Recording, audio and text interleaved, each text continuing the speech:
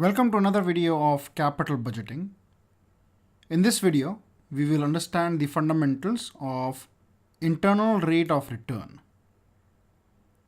Internal rate of return, in short known as IRR, is another discounted cash flow technique to evaluate projects for inclusion in capital budget.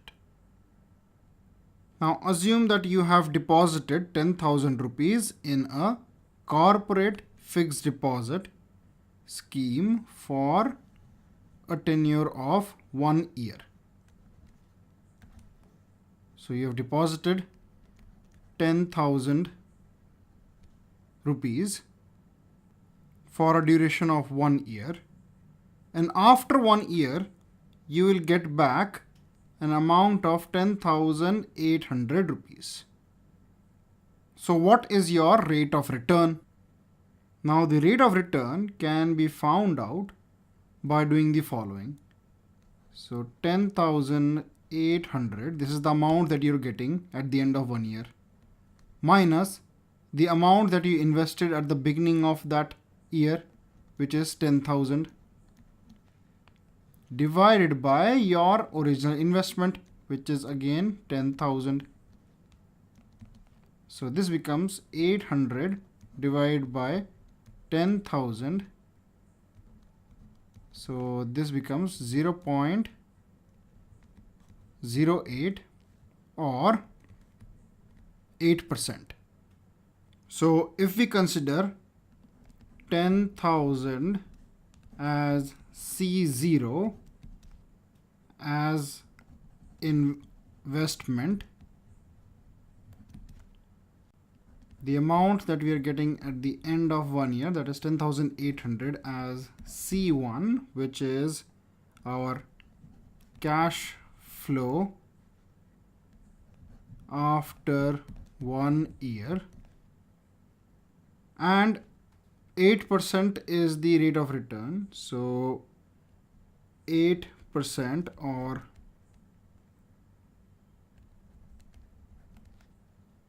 0.08 as R. So this is the rate of return. So earlier we used to use the symbol I for interest.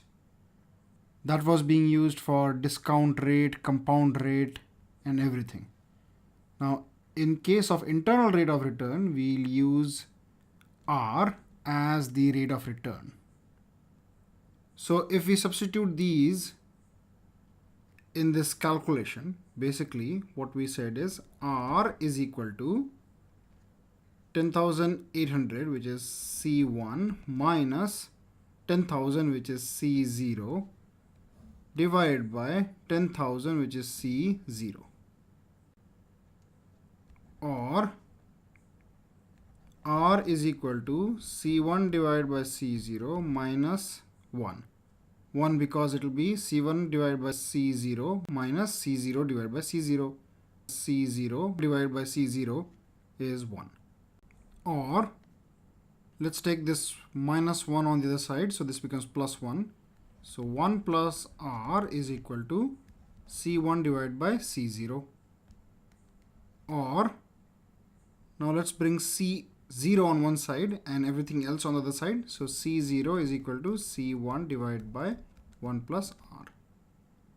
Now if we consider the formula for compound interest, the formula is A is equal to P into 1 plus I to the power N.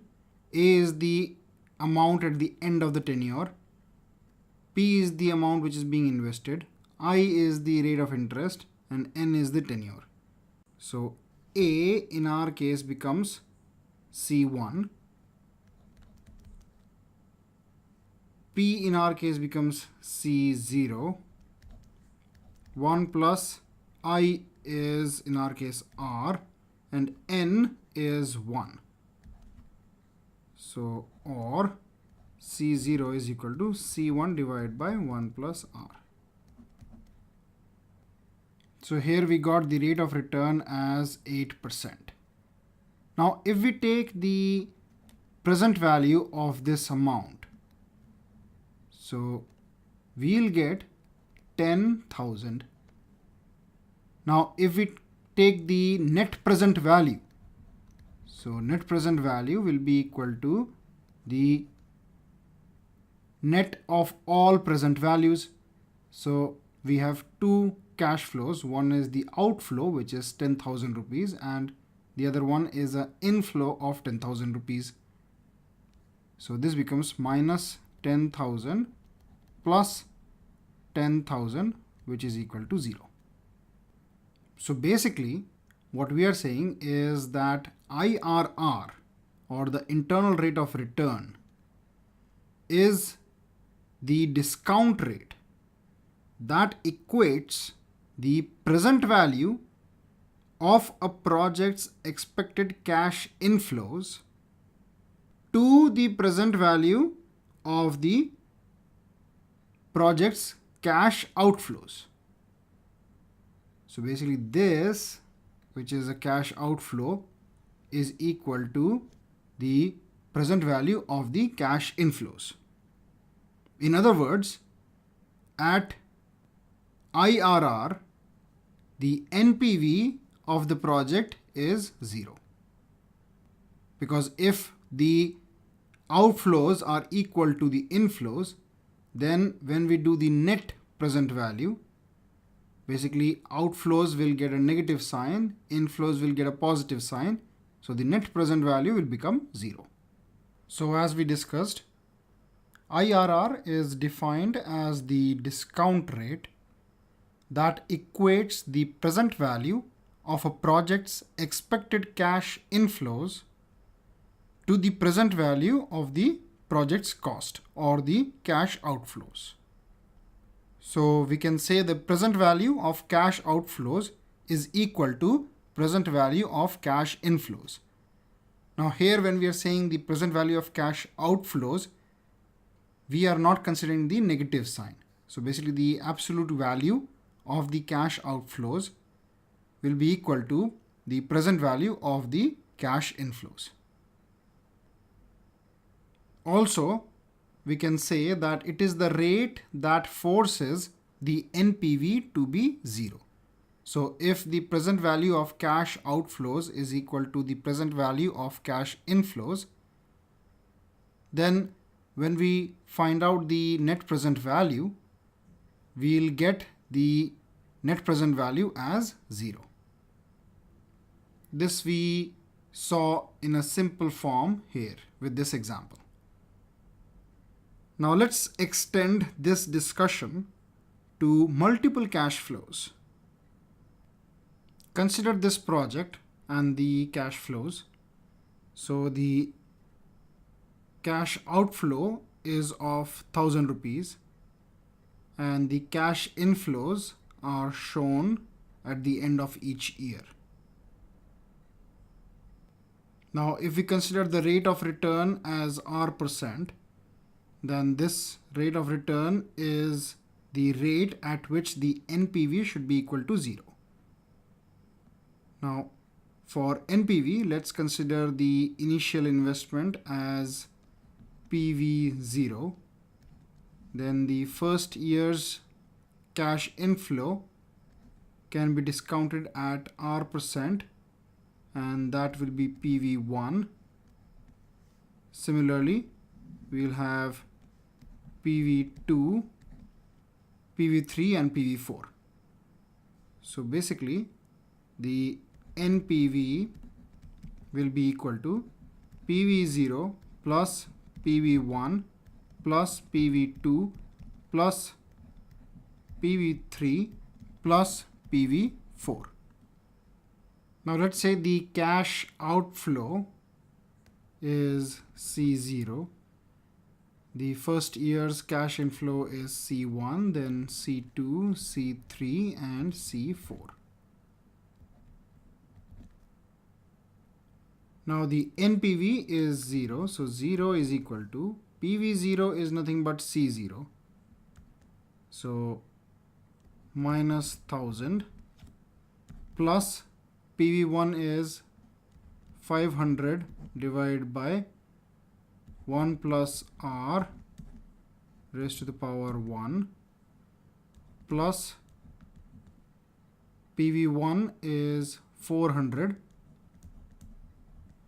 divided by 1 plus R square plus 300 divided by 1 plus R cube plus 100 divided by 1 plus R to the power 4. So in generic terms, we can say that 0 is equal to, now 1000 is C0 and this is an outflow, so we have minus C0 plus 500 is C1, so C1 divided by 1 plus R to the power N1 plus C2 divided by 1 plus R to the power N2 plus C3 divided by 1 plus R to the power N3 plus C4 divided by 1 plus R to the power N4. Or we can take this C0 on the other side. So C0 is equal to C1 divided by 1 plus R to the power N1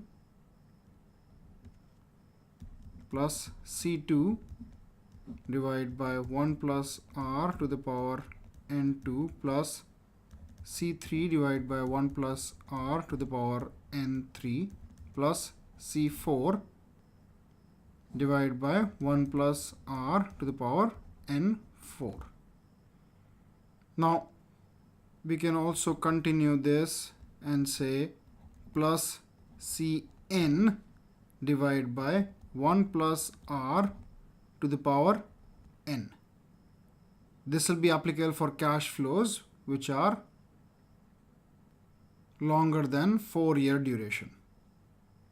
So as you can see, even for multiple cash flows, the present value of the cash outflow is equal to the present value of the cash inflows.